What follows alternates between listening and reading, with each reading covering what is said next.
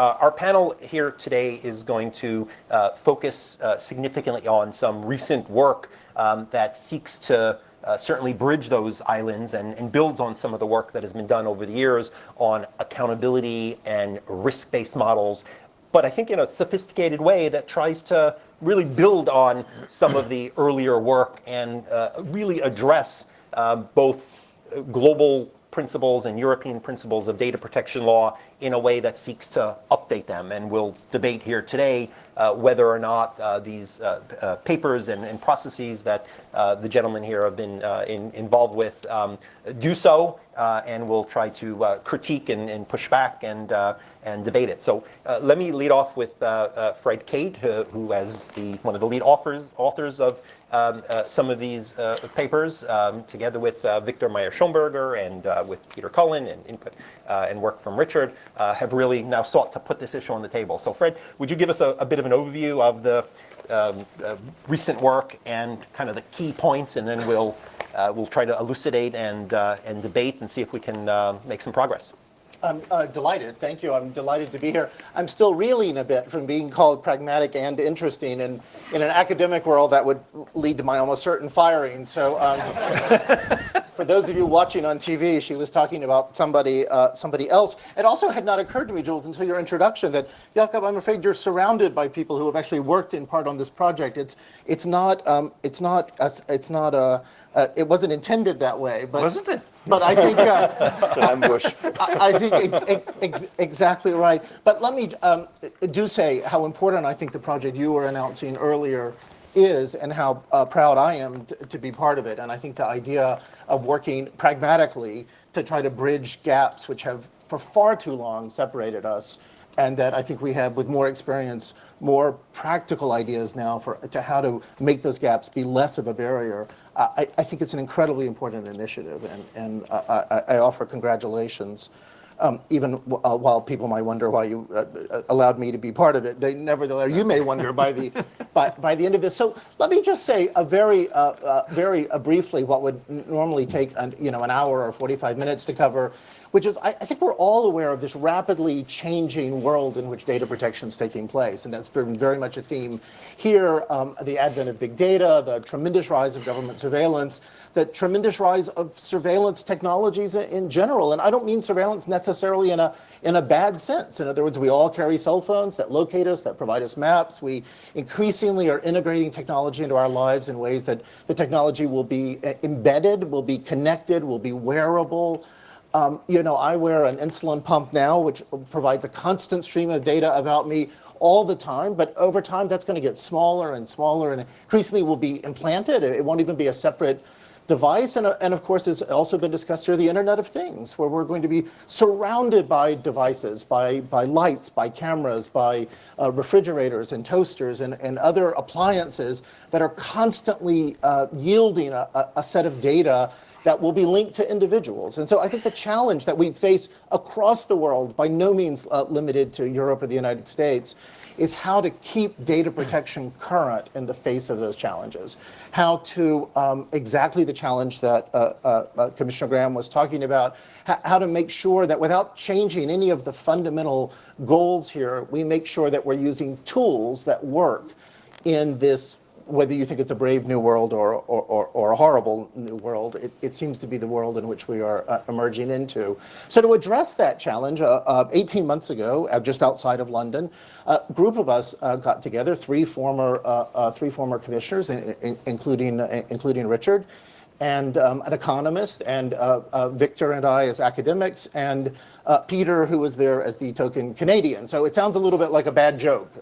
5 lawyers, an economist, and a Canadian walk into a bar, and this is what happens. But our goal was trying to think in terms of meeting these new challenges. What are the fundamental changes or evolution of our current system that would be necessary to ensure that the rights that we consider fundamental are in fact protected in this phase. So let me just make 4 quick points here.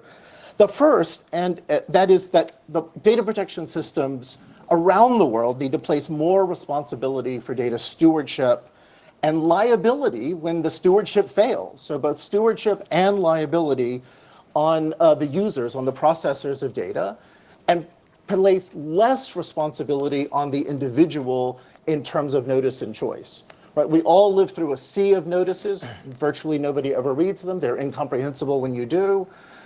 Notices may serve many important purposes, but there may be better ways to accomplish those purposes.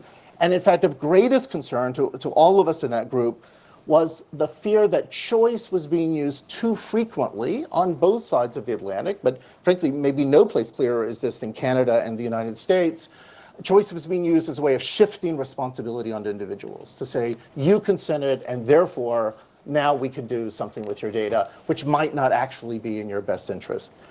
So the second point is that as we engage in this increasing focus on data stewardship and data and liability for uses of data outside of appropriate stewardship, that we should focus more and more attention on uses of big data, as opposed to focusing exclusively or significantly, as is the case, for example, in the United States, on collection and retention of data. And the reasons for this, I think, are obvious, but especially in a world of big data, in which data have enormous value for all sorts of uses that will have utility that in some cases can be, in fact, life-saving. If we still go back to what was the moment in time in which the data were collected and what was the terms of consent at that moment or what was the stated purpose, we are inevitably going to be restricting valuable, potentially critical uses of data. Moreover, I think one of the things that really struck us in this process is that uses of data are where individuals tend to be most affected. And I don't at all mean to suggest that individuals are not affected by collection or access of data. By the way, access would be considered a use. But rather to say that there so often is an obvious reason for collecting the data. Look at Edward Snowden's revelations, for example. The data were all lawfully collected. The phone companies collected them, others collected them.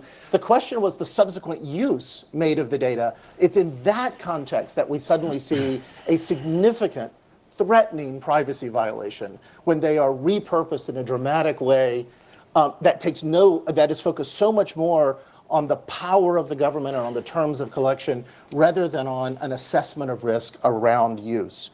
And that assessment for risk seems incredibly important as a way to allocate scarce resources, as a way to focus attention, but not as a replacement for other types of protection, rather as a focusing mechanism, as many of our participants referred to it. The third principle is that as we increasingly focus on risk, which we're already doing, we have risk assessment requirements throughout Europe, we have them in the United States, we have them in much of Asia, for privacy impact assessment or for other types of assessment, we need to start thinking more collectively about what are the types of risks we're worried about. Up until this point, it's largely been satisfactory to say, well, we worry about risks such as non-compliance with the law. Well, that is a real risk, and we should worry about that.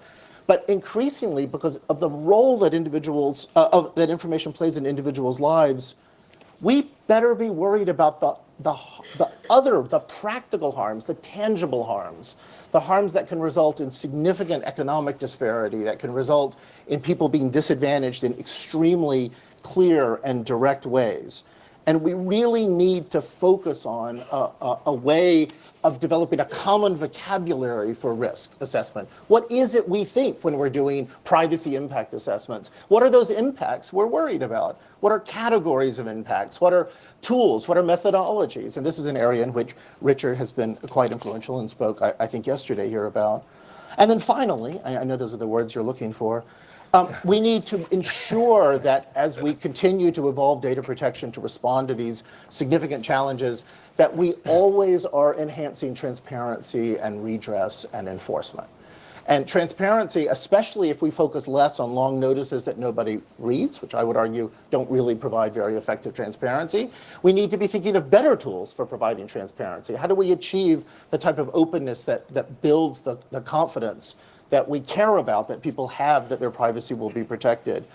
How do we ensure that there's redress for individuals who are harmed or injured or affected in some way by the use of their data? And how do we ensure effective, well-financed, well-targeted enforcement? And without those tools, no system's going to be effective in the future. So Let me say, I don't think we proposed January, now 18 months ago, an answer to all of these problems. We proposed a beginning of a process to try to look at them, a way to not in any way alter our understanding of fundamental rights, but rather to ensure that those rights continue to be protected as we move into the brave new future.